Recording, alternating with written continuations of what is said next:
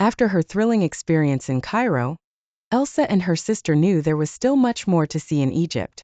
Her next destination was southern Egypt, where two ancient cities, Luxor and Aswan, held even more treasures of the pharaonic world.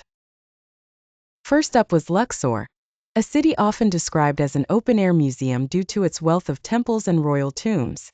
When Elsa arrived in Luxor, she could feel the rich history in every corner of the city. Her first visit was to the magnificent Karnak Temple, one of the largest religious complexes ever built. As she stood beneath its towering columns, some reaching 20 meters high, Elsa was overwhelmed by the grandeur of it all. Her guide explained that this temple was dedicated to the god Ammonius, and was one of the most important places of worship in ancient Egypt. Pharaohs from many different eras contributed to its construction, making it a historical monument that spanned centuries. Elsa was particularly impressed by the great hypostyle hall within Karnak Temple, with its forest of massive stone pillars reaching toward the sky. Walking between them, she felt as if the ancient world was alive around her, filled with unseen powers that once ruled the land. The guide shared that the temple had been a place of grand ceremonies and offerings to the gods, and that even today, it remains one of the most incredible achievements of ancient Egyptian architecture. Next, Elsa traveled to the Valley of the Kings, the final resting place of many pharaohs. Entering one of the royal tombs, Elsa marveled at the vibrant wall paintings depicting the life and journey of the king to the afterlife.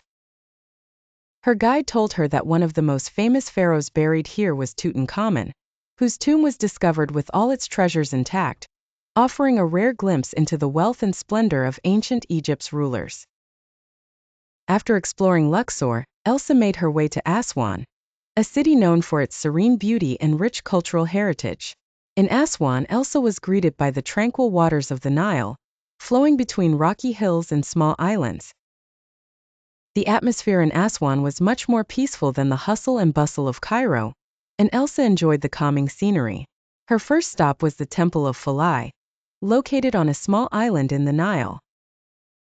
This temple was dedicated to the goddess Isis, and is one of the most beautiful temples preserved in Egypt. To reach the island, Elsa took a small boat across the river, admiring the natural beauty around her as she sailed. As she walked through the temple, Elsa learned about the legends of Isis, who was one of the most revered goddesses in ancient Egypt. The intricate carvings on the walls told stories of love, family, and power, themes that resonated with Elsa as a queen and protector of her own kingdom.